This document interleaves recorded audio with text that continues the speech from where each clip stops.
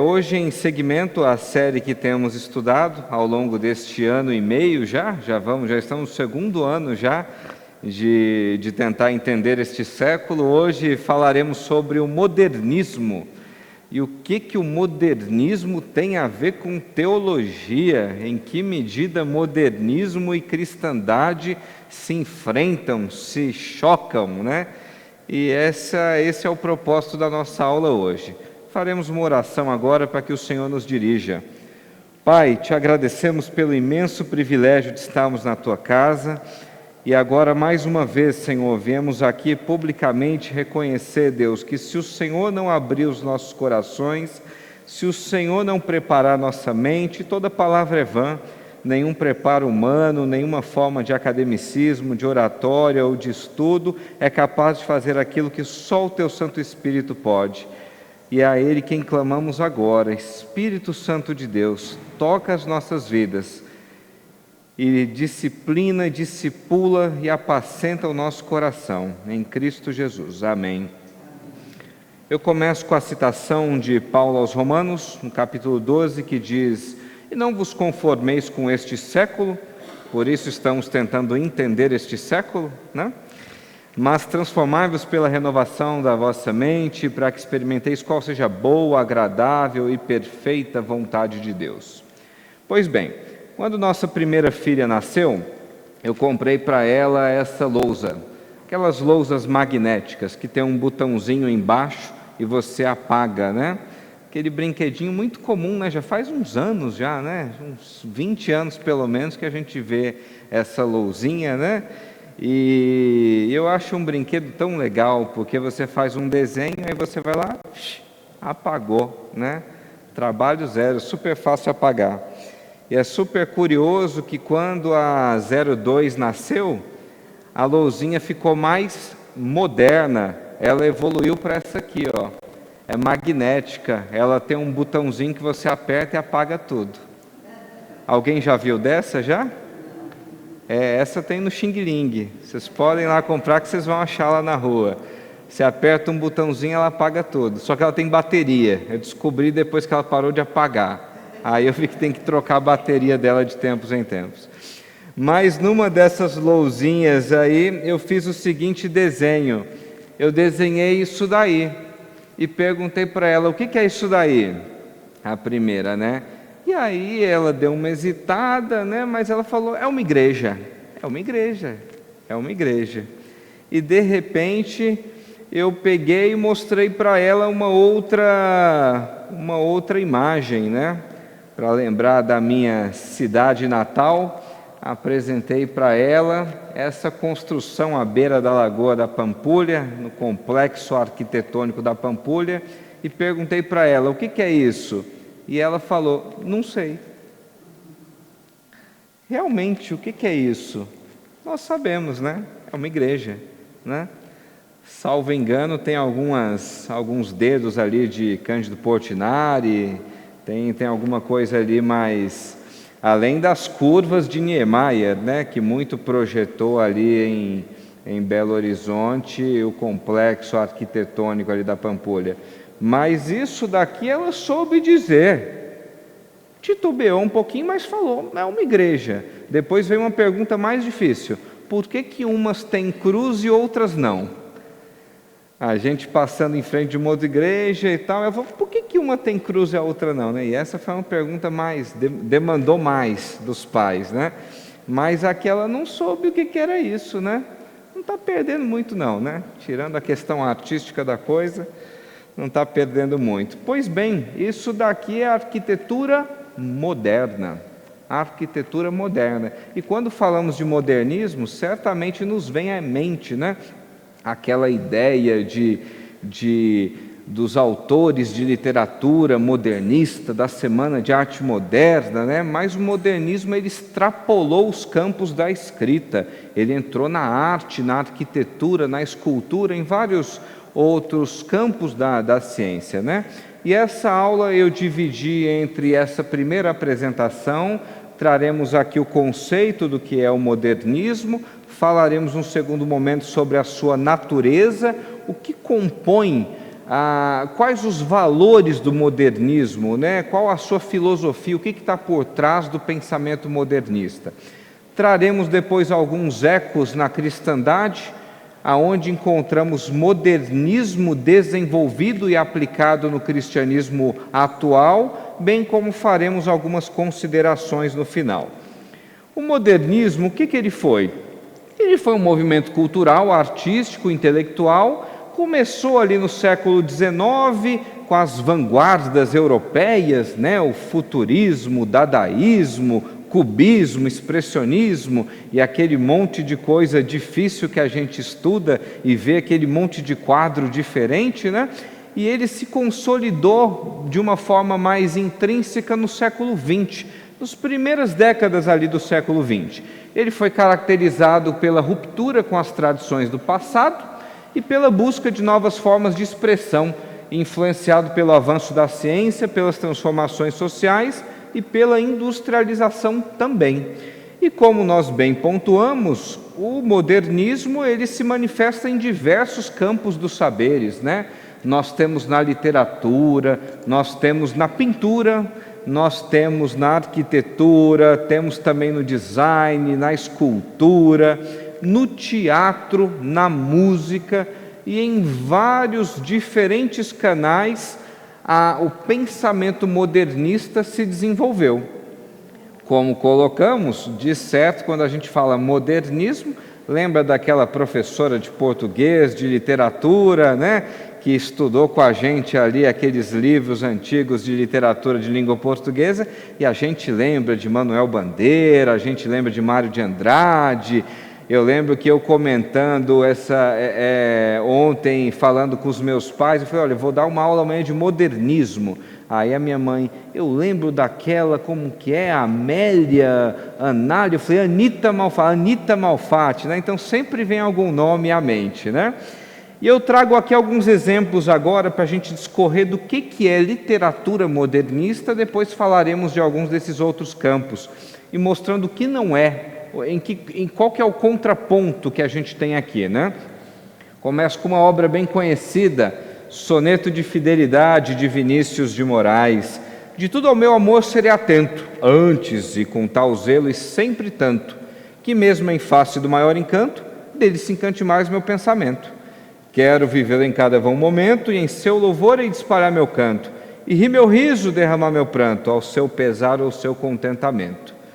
Aí vem aquele final todo dramático, né, de Vinícius. Depois eu vou poupá-los do final, porque o que me cabe aqui mostrar é esse jogo de rimas, né, que a gente tem ali, uma sequência A, B, B, A. Atento rima com pensamento, e tanto com encanto. Momento rima com contentamento, e canto com pranto. E aí nós temos esse jogo de rimas. Isso é uma poesia que, se nos permite aqui a literatura portuguesa, poderíamos chamar de normal, clássica, né? Há uma métrica, há uma rima. E o que é poesia modernista? Poesia modernista é isso aqui. No meio do caminho tinha uma pedra. Tinha uma pedra no meio do caminho. Tinha uma pedra. No meio do caminho tinha uma pedra. Nunca me esquecerei desse acontecimento. Na vida das minhas retinas tão fatigadas, nunca me esquecerei que no meio do caminho tinha uma pedra. Tinha uma pedra no meio do caminho, no meio do caminho tinha uma pedra. Carlos Drummond de Andrade. E a gente fica assim, rapaz, mas tá tão... Opa, sumiu aqui. F5? Não foi. Vamos aqui na tacinha que vai. Pronto. Tão bonitinho com Vinícius, tão diferentão com Drummond, né? Isso é poesia moderna, não tem métrica, não tem rima, foge, né? Quebra, e parece que o autor ele se esforça para mostrar ali alguma rebeldia textual, literária, né? Não vou rimar, né? Vou fazer um negócio, tinha uma pedra no meio do caminho, né? Vamos para mais um exemplo. Canção do Exílio, de Gonçalves Dias. Minha terra tem palmeiras, onde canta o sabiá. As aves que aqui gorjeiam, não gorjeiam como lá. Nosso céu tem mais estrelas, nossas várzeas têm mais flores, nossos bosques têm mais vida, nossa vida mais amores. Falando da sua pátria enquanto no exílio, né? Aqui um outro esquema métrico, nós temos AB, sabiá rimando como lá, nós temos flores rimando com amores, e de repente aparece um outro autor modernista que parece, no meu ponto de vista, que quis fazer uma sátira ainda com Gonçalves Dias, e Oswald de Andrade vai: minha terra tem mais rosas e quase que mais amores, minha terra tem mais ouro, minha terra tem mais terra. Ouro, terra, amor e rosas, eu quero tudo de lá. Não permita, Deus, que eu morra sem que volte para lá. Não permita, Deus, que eu morra sem que volte para São Paulo, não é Brasil, São Paulo, sem que veja a Rua 15 e o progresso de São Paulo. Dá vontade de dar um tapa na orelha, né? Tomar vergonha, rapaz. Tá estragando, né? Um negócio tão bonito desse. Você vai que minha terra tem ouro, terra, amor, rosas. Cadê a rima? Cadê a métrica? Cadê a poesia da poesia? É isso que o modernismo trouxe. O modernismo pegou e falou: quem que falou que tem que rimar ABAB, ABBA? Eu faço do jeito que eu quiser. E ai de alguém se falar não. Quem que falou que obra de arte tem que ser assim? Bonito, clássico. Eu faço do jeito que eu quiser. E se alguém falar feio, estou nem aí. É arte moderna. É arte moderna. O mais engraçado é que, estudando sobre essa obra, O Grito, né? Eu fui ler a história dessa obra e parece que ali é um dos decks de Oslo, na Noruega. Eu falei: rapaz, mas onde, né? Que eu estou vendo Oslo ali que eu não estou entendendo, né? Uma taiga norueguesa, uma tundra, um negócio. Eu falei: rapaz, esse daqui caprichou na explicação, né? E nós começamos falando de arquitetura, né? Temos aqui, Palácio de Buckingham, lá em Londres, uma coisa mais tradicional, mais formal. E a arquitetura moderna, onde que está? Está aqui, no Congresso Nacional. O que é aquilo? É um prato para cima, um prato para baixo? É um disco voador com 2 palitos no meio, né? Que negócio diferente aquilo, né? Nosso famigerado arquiteto Niemeyer foi um dos maiores expoentes de arquitetura moderna, né? Temos obras dele espalhadas em todo canto, né? Temos o Museu do Olho lá em Curitiba, aquele negócio diferente. Temos lá em Niterói um que parece um disco voador. Temos Brasília com toda a sua riqueza de apresentações esdrúxulas e esquisitas, mas que são modernas. Então isso é o modernismo, né? O modernismo teve várias facetas, vários campos diferentes, né? A imagem aqui no projetor não ficou muito boa, mas nós temos aqui algumas obras expoentes, como Macunaíma, de Mário de Andrade, Vidas Secas. Eu me lembro nas épocas de vestibular, nos tempos da brilhantina, eu me lembro que eu li esse livro de Graciliano Ramos e tinha um cachorro magrinho que chamava, alguém lembra? Baleia. Era o cachorro baleia, né? Você lembra, né, Dai? Eu sei que... Eu sei. Nós temos ali a Rosa do Povo, Anita Malfatti, né? Clarice Lispector. Aqui eu trago a cartilha, o catálogo de Di Cavalcanti da Semana da Arte Moderna de São Paulo, que foi em alguma medida um marco, né, desse movimento. Fizeram um evento ali no Teatro de São Paulo para divulgar essa nova corrente de pensamento de modernismo. Você faz o que você quiser, não precisa rimar, você pode pintar um negócio fazendo assim, esquisito, está tudo certo. É arte moderna, é literatura moderna. Aí o Niemeyer pegou e falou: rapaz, vou fazer umas curvas assim, vou fazer o Copan tudo torto, quero um prédio. É arte moderna. E como discorremos na aula do cientificismo, né? O método científico, ele não explica a estética. O que é belo para um, não é belo para o outro. Então, não há como você justificar princípios estéticos pelo método científico. Desse modo, todos os autores modernistas estão absolvidos, cada um com suas loucuras. E qual a natureza por trás do modernismo? O que rege? Quais os valores do pensamento modernista? O que está por trás de tanta poesia diferente, de tanta obra de arquitetura questionável e de tanto quadro de traços esdrúxulos? Pois bem, num primeiro ponto, sem sombra de dúvidas, uma ruptura com o tradicionalismo, né? Uma rejeição dos estilos clássicos e acadêmicos, com ênfase na inovação e na experimentação. É o uso da linguagem livre, abandono daquela rigidez gramatical. Tudo vale, tudo pode. Posso fazer o que eu quiser e está dentro, o modernismo me abraça. Vocês não gostaram porque vocês não entenderam, vocês estão no passado. Eu tenho uma mentalidade moderna. Então, a primeira coisa que o modernismo defende é uma ruptura com o tradicional. Segunda coisa, valorização da subjetividade, a expressão da individualidade, das emoções do artista, né? O eu acima de qualquer tradição comunitária. O que importa é o que eu estou sentindo quando eu fiz essa obra. O que importa era o que eu passava naquele momento. Eu não estou fazendo uma obra para me enquadrar num modelo, não, é o que eu quero, né? O eu acima de qualquer coisa. É isso que o modernismo defende. Terceiro ponto, relativismo. Ele questiona a ideia de que existam verdades absolutas. Para o modernista não tem verdade absoluta, não tem gabarito, não existe. E a gente, quando olha um monte de quadro esquisito, olha para uma construção de arquitetura moderna ou um poema como a Bendita Pedra de Drummond, a gente não pensa nisso, mas há todo um pensamento por trás que vem das vanguardas europeias, né? Não há verdade absoluta, não há verdade absoluta.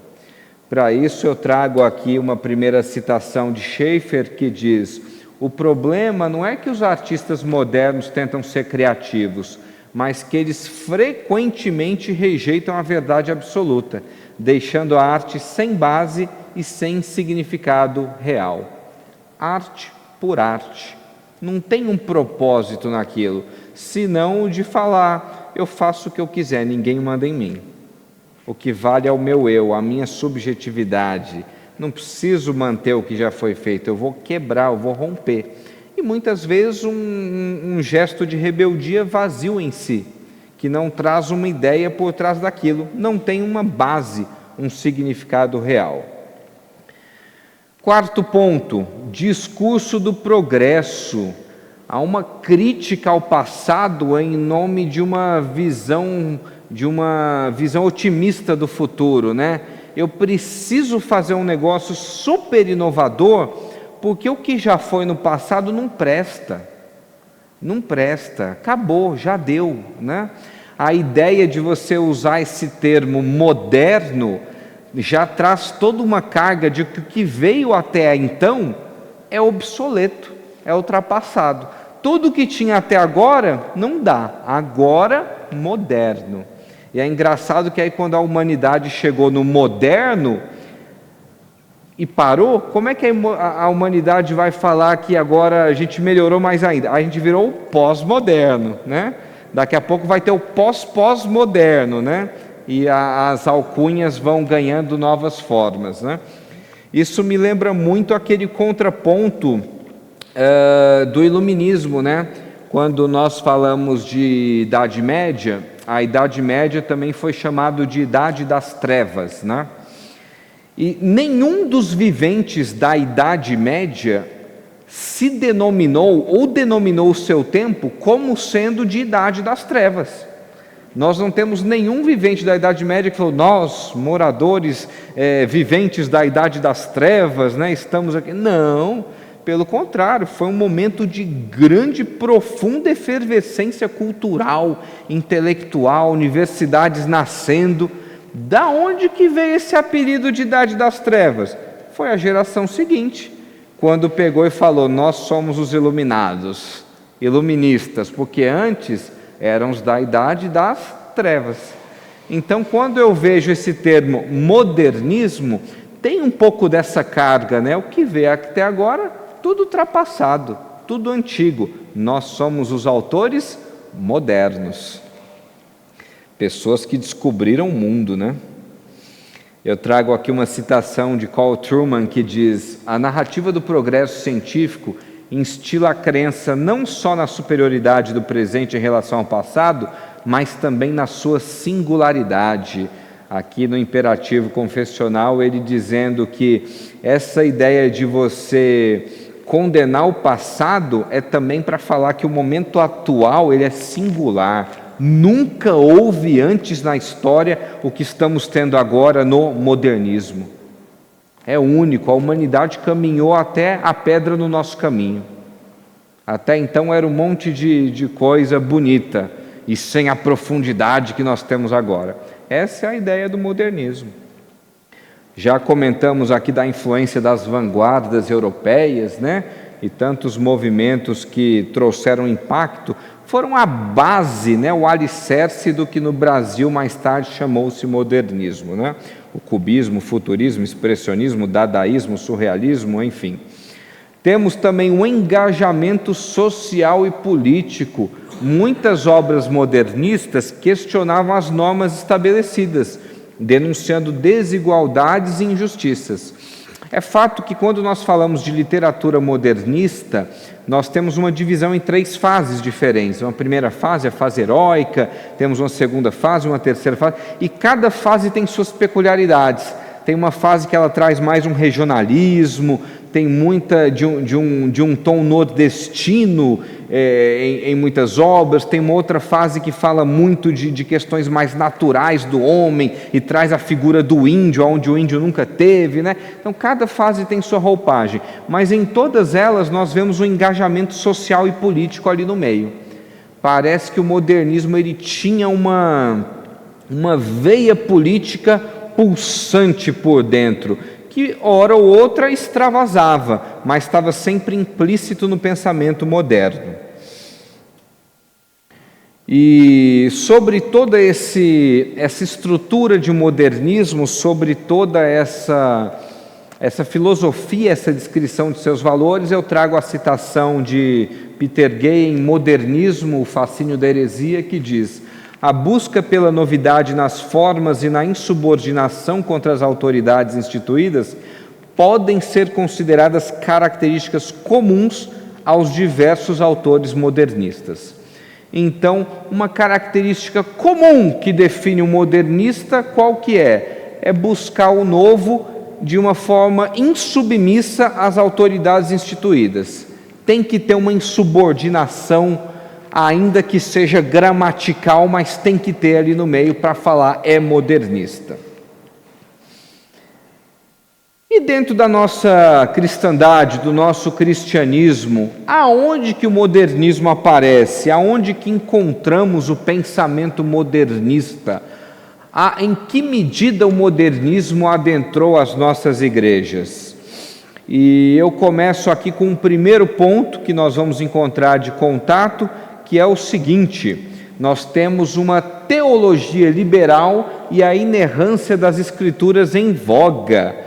O modernismo ele trouxe uma onda de pensamento crítico e racionalista que afetou muito da teologia protestante.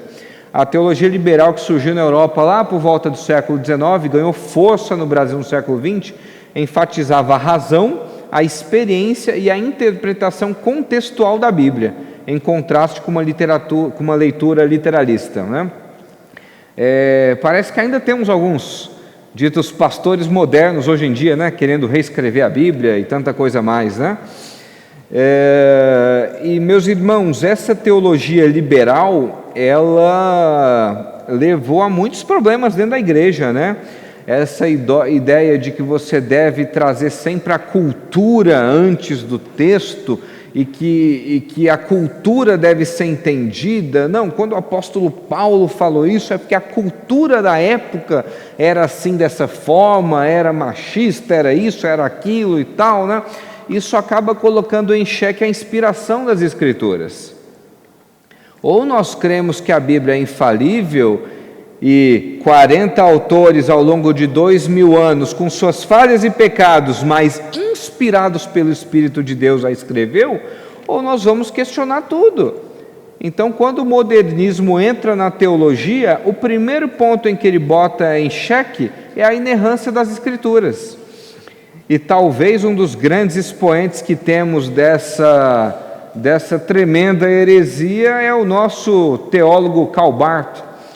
Aqui eu trago uma citação dele, tido como muitos como pai do modernismo teológico. Ele diz assim: a Bíblia é de capa a capa palavras humanas infalíveis, segundo o testemunho das Escrituras sobre os homens, que também se refere a eles, isto é, aos profetas e aos apóstolos.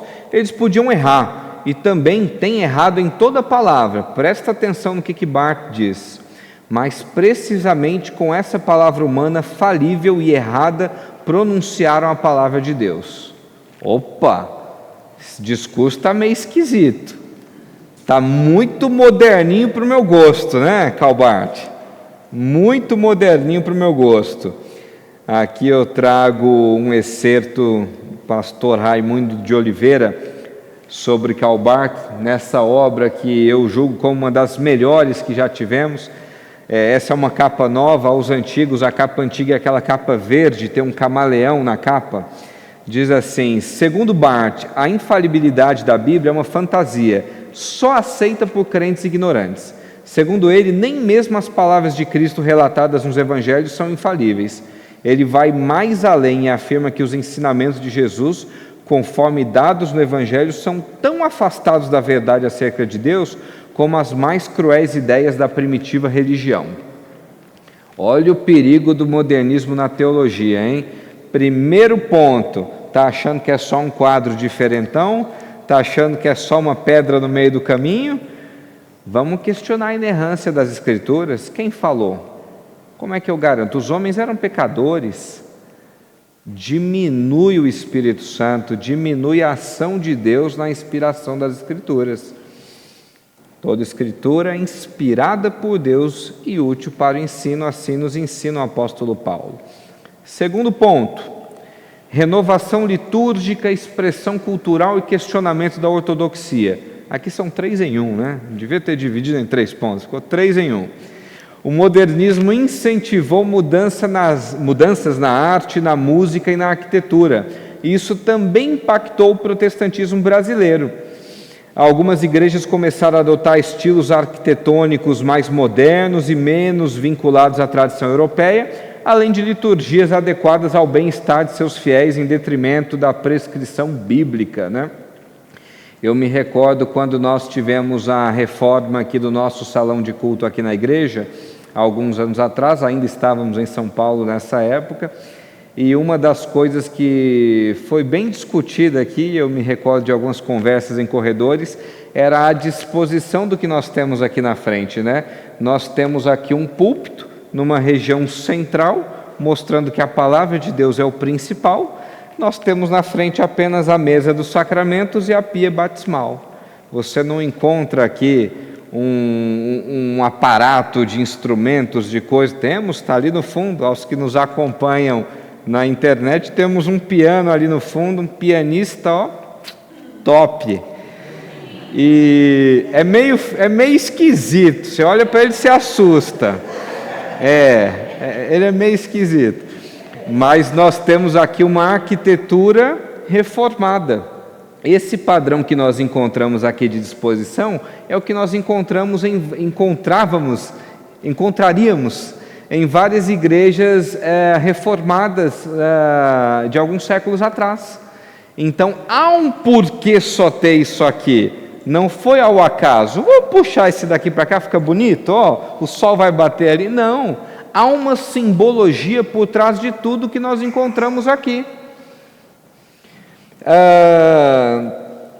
Uma coisa, meus irmãos, é claro, é você se reunir, eu não estou falando que toda igreja deve ser assim, né? Uma coisa é você se reunir num espaço adaptado por uma questão de logística, necessidade, falta de recursos.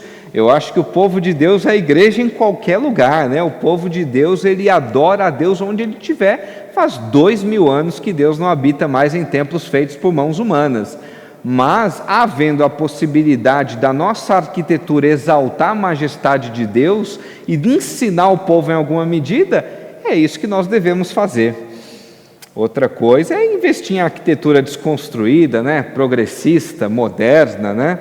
Parede preta, fumaça, né? O incenso, o santo dos santos te escondendo e tanta coisa, né? Púlpito que é uma prancha de surf, né? Isso para mim tem muito de moderno, né? Quem falou que não pode ser, né? Eu vou me insubordinar a quem falou que o púlpito tem que ser um negócio simples. É uma prancha de surf, ponto final. É uma lata de óleo, né? Um tanque de gasolina, sei lá o que é, né? Isso é pensamento moderno dentro da igreja. E com relação, fora o questionamento da liturgia, né, gente? Há uma razão de ser da nossa liturgia, né? Nós presenciamos agora a nossa liturgia no culto e ela começa como? Nós temos um momento ali de oração, de louvor a Deus. Em seguida, a lei de Deus é lida, a lei nos confronta, o Senhor Deus nos mostra. Aí a igreja ora na figura de uma pessoa representando a comunidade, falando: Deus, temos pecado contra ti, porque a tua lei mostrou agora que nós somos pecadores diante de ti. O Senhor nos absolve, nós cantamos em alegria em resposta a Ele, e depois o Senhor fala e nos abençoa com a palavra pregada. Tem um discurso pactual acontecendo ao longo do culto, né? Não é uma coisa ao acaso. Vamos dar agora uma oportunidade ao irmão Zacarias. Vem cá, irmão. Agora o outro ali também. Vem cá, minha irmã. Gente, esqueci de uma coisa que agora vamos discutir sobre o estacionamento. Não. Tem um foco. Há uma estrutura ali dentro do culto. E essa estrutura é uma estrutura que exalta a Deus. Nós tivemos uma aula aqui há uns 5 anos atrás. Eu me recordo vagamente sobre estruturas litúrgicas do cristianismo ao longo da história. Eu não sei quantos vão se lembrar dessa aula em que nós estudamos liturgias ao longo dos últimos 2 milênios de cristianismo para entender por que a nossa é tal como é, né? E nós vemos muito em igrejas modernas uma liturgia que na verdade não tem liturgia, né? E o homem é um ser liturgo. O homem precisa de regra, o homem precisa de disciplina. O homem é feito em base de liturgias. E quando nós entramos em igrejas modernas que não tem uma ordem, uma sequência, nós não vemos ordem ali dentro. Com relação a isso, John Stott arremata: desrespeitar a tradição e a teologia histórica é desrespeitar o Espírito Santo que tem ativamente iluminado a igreja em todos os séculos. John Stott já vai, né? Não tem o mínimo de tato, né? Já chega e já fala: vocês estão desrespeitando isso, vocês estão desrespeitando o Espírito Santo, que está iluminando a igreja em todos os tempos, né? Terceiro ponto de modernismo na cristandade: engajamento social e político. Inspirados pelo modernismo e por movimentos como a teologia da missão integral, muitas igrejas evangélicas desviaram-se do foco no evangelho e passaram a se envolver mais ativamente em questões como a defesa dos direitos humanos, politizando a fé com enfoque excessivo na justiça social. Isso é um problema grave, né? Não vamos entrar aqui no mérito da famosa TMI, a Teologia da Missão Integral. Eu acredito que ela merece uma aula só para ela, né? É um tema muito denso e a gente não pode dedicar menos que uma aula a ela, Mas há muito crente que se envolve mais com a obra social do que com questões doutrinárias e com a nossa sã doutrina, né? Com a nossa boa teologia. Está mais preocupado em dar o que comer do que dar o pão da vida, dar a água da vida. Aquela, quem beber dela jamais vai ter sede. É a igreja que tem mais obra social do que boa teologia. As duas coisas não são indissociáveis? São. A fé sem obras é morta, já nos dizia Tiago. Mas viver pelas obras, as obras são resposta ao que Deus opera em nós, e não um meio, e não a massa bruta do nosso ser enquanto igreja. Então a teologia da missão integral é sim um eco modernista na nossa cristandade atual. Quarto e último ponto, pentecostalismo e neopentecostalismo. O que isso tem a ver com modernismo? São sim representações e manifestações que tiveram influência moderna. Faça mistério aqui que eu faça uma distinção desses dois termos, né?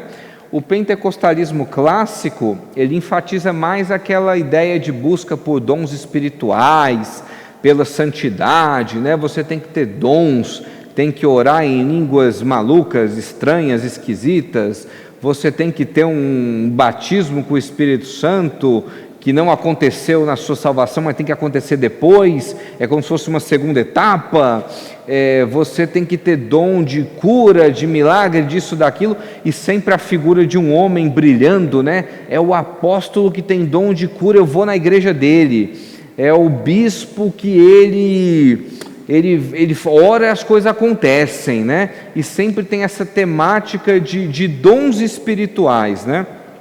O neopentecostalismo, por outro lado, ele entra muito no campo da teologia, que não é nem teologia, né? A gente chama, é um erro de nomenclatura terrível, né? Mas a teologia da prosperidade, a barganha com Deus, dá para receber, o Senhor não quer nada menos que tudo da sua conta bancária, do seu saldo, venda seus bens e vem, é isso que a Bíblia ensina, né? E envolve muito aquela ideia de uma batalha espiritual, né? E entrevista demônio no meio do culto e dá microfone, qual o seu nome, faz uma entrevista ali, né? Que negócio esquisito é esse? Na casa de Deus entrevistando demônio, gente, que negócio maluco é esse? Então são esses dois movimentos que nós temos, do pentecostalismo e do neopentecostalismo, né? E qual que é a ideia moderna por trás disso? A ideia moderna é que o que está por trás do movimento pentecostal e neopentecostal, muitas vezes, eu não vou generalizar, e de fato há muitos irmãos sérios e piedosos dentro de igrejas pentecostais, muitos chegando e encontrando a fé reformada ao longo do tempo, temos visto esse movimento recente. Obrigado, meu irmão. É que o que domina, no final das contas, o cerne do movimento é a ideia da experiência pessoal, subjetiva. Então, o que vale é o que eu senti. Eu fui lá e eu senti, veio um choque, subiu no meu pé aqui, ó, passou, saiu na pontinha do dedo. Deus está lá. Não fui eu juro, hein? Xing-ling, né?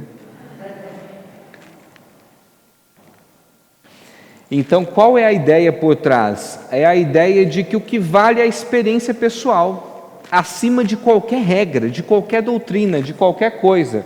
Não estou apertando, ó. Será que a batalha espiritual começou?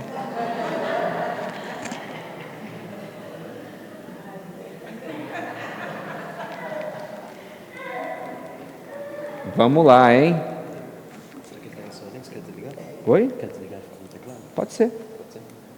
Fechou. Perdeu, Satanás.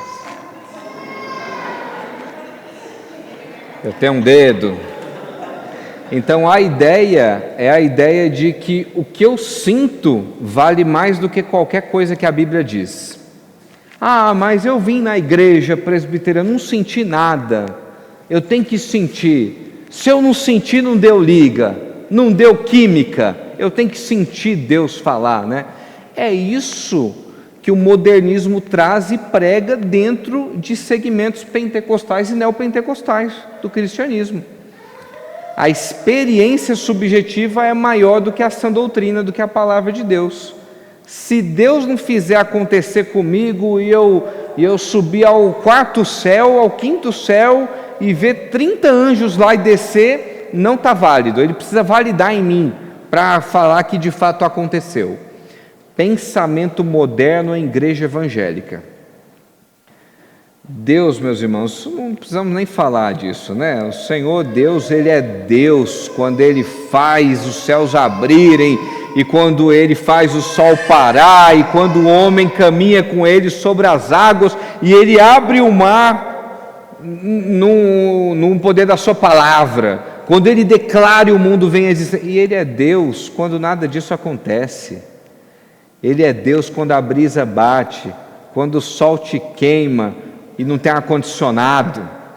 Ele é Deus em todo o tempo, na bonança, Ele é Deus na tempestade, Ele é Deus você sentindo ou não sentindo. O problema é seu, se vire.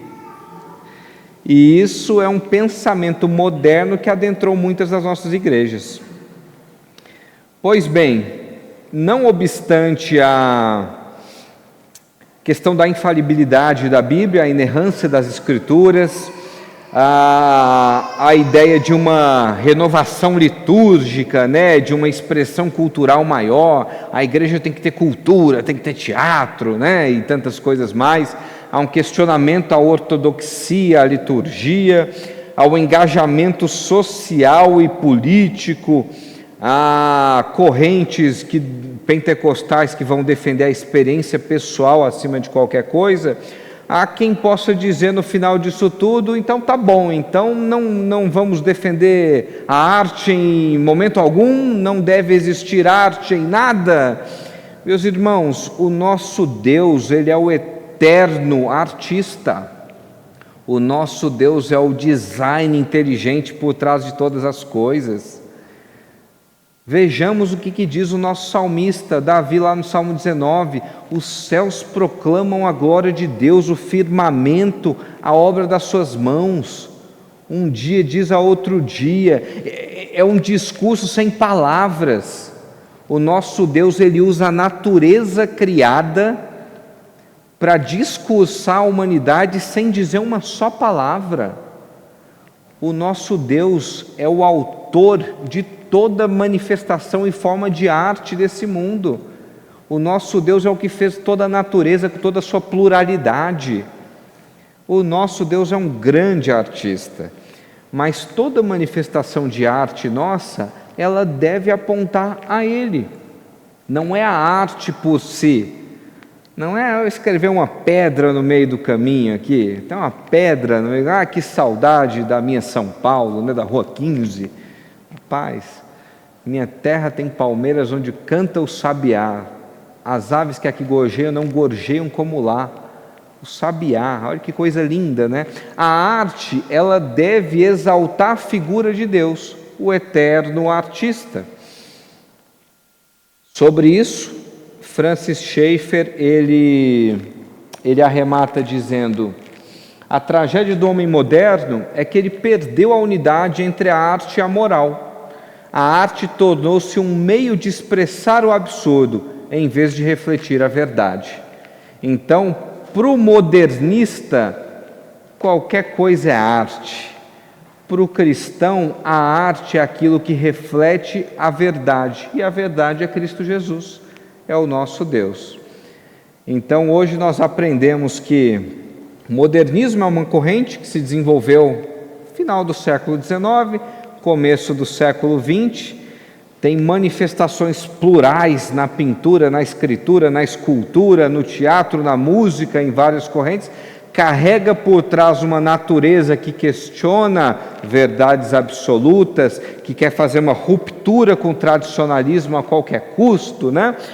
permeou muito da igreja à medida em que questionou a inerrância das Escrituras, em que trouxe a ideia de um cristianismo social muito mais aguçado do que um cristianismo puramente evangélico como ele deve ser, e se manifestou de formas muitas na igreja. Que as referências para os irmãos que quiserem se aprofundar no tema, eu destaco a obra de Raimundo Oliveira, Seitas e Heresias, de 1987. Dúvidas, sugestões, contribuições? Está chegando o microfone, Luiz, você vai sair no YouTube. Eu queria fazer uma pergunta, porque tem muitas pessoas que afirmam que agora é obrigatório nas igrejas ter intérprete de Libras. Na nossa não tem, lá em Votorantim também não tem, então eu quero saber o que você acha sobre isso. Eu acho que essa é uma questão diferente, é uma questão de acessibilidade. Eu acredito que havendo irmãos que tenham, e a igreja, a comunidade tenha essa demanda, eu acho muito válido. Eu entendo que uma pessoa praticando a linguagem brasileira de sinais dentro da igreja tem o mesmo valor em alguma medida com aquele que está lendo as escrituras para um pequeno que não foi alfabetizado, ou com aquela editora que está lá com um grupo de linguistas traduzindo a Bíblia para um novo idioma. Então, eu não colocaria no mesmo patamar de arte das Libras ser um negócio diferente demais. Eu acho que é uma questão de acessibilidade, como de repente o nosso elevador aqui no final, para levarem aqueles que têm alguma dificuldade para o salão social, né? A Igreja Presbiteriana de Vila Guarani tem elevador, que moderna. Não, é uma igreja que tem acessibilidade. Então, na minha concepção, havendo a demanda da comunidade, é muito válido, tá? É muito válido. Mais alguém, meus irmãos? Oremos então para que Deus nos abençoe. Pai, nós te agradecemos por esse privilégio de estudarmos a Tua Palavra, de aprendermos aqui hoje sobre essa temática do modernismo e quão grave foram os efeitos dela no meio do Teu povo, quão grave tem sido correntes de pensamento modernistas adentrando a Tua Igreja.